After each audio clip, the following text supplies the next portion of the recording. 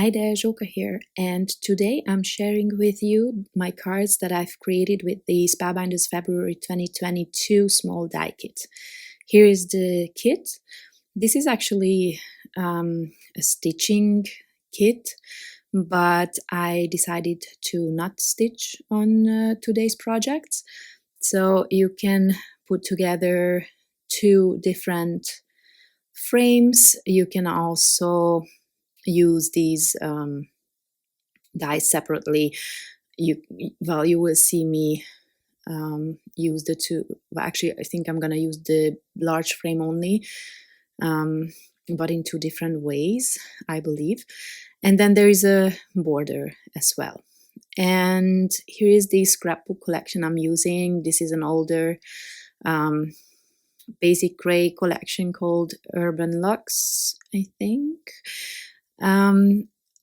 It was one of their last collections as far as I remember, and I don't have a lot of papers left, no embellishments at all as far as I remember, maybe some sticker sheets, but that's all.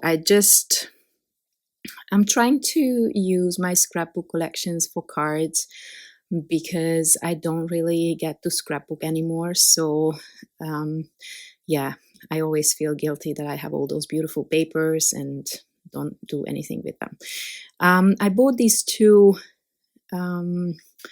sequin mixes and shaker card fillers recently, and I really wanted to use them, so I kind of wanted to make my colors work with those. I die cut everything I wanted for these projects. These flowers are from the recently released Be Bold Blooms collection, or rather die set. And I am gluing everything together. If you want, I have a video with this collection. I think I posted it on the 14th of January to my channel. If you want to see all the flowers that are in this die set, because here I'm not using all of them. So yeah, it's a wonderful set that I really enjoy, and it was on my desk, so I thought I would use it. Now, here is where I used this die two different ways. First, I die cut it from my panel. This is an A2 size panel, which I first die cut from pattern paper and then also from a heavyweight cardstock to back it, because I wanted to create a shaker and I wanted it to be sturdy.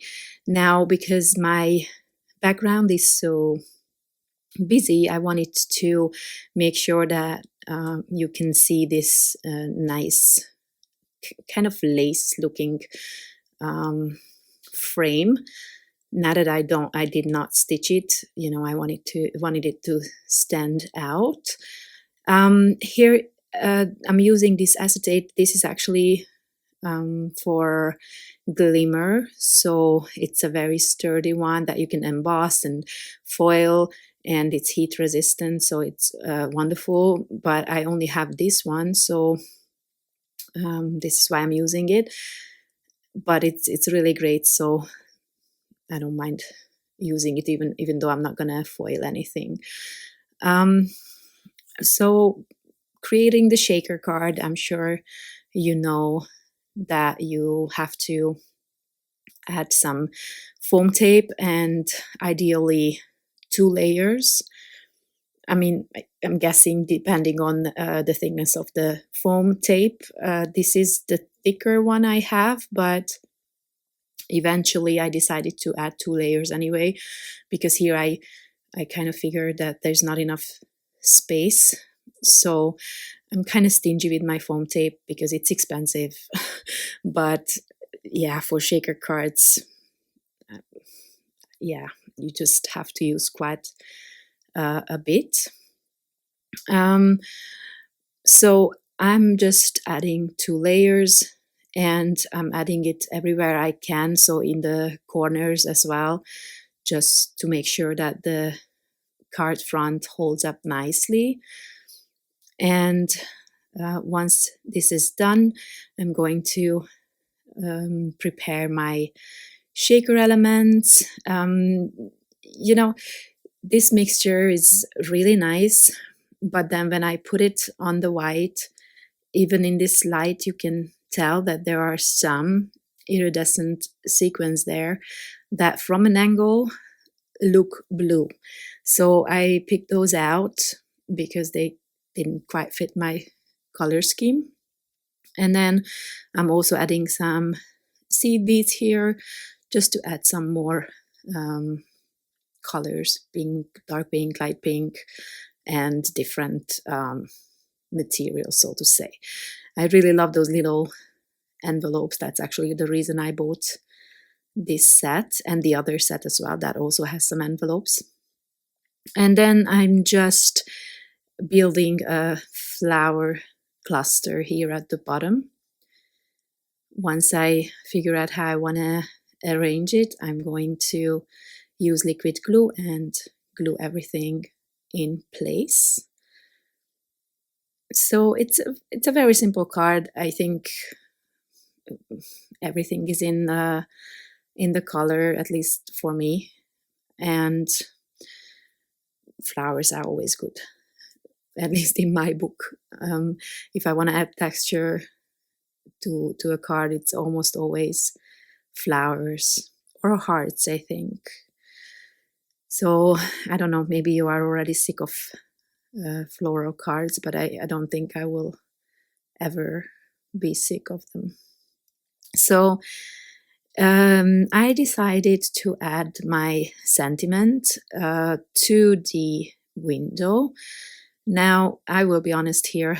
Well, I die cut the sentiment from pattern paper and then also from white cardstock that you can see is backed with double-sided adhesive.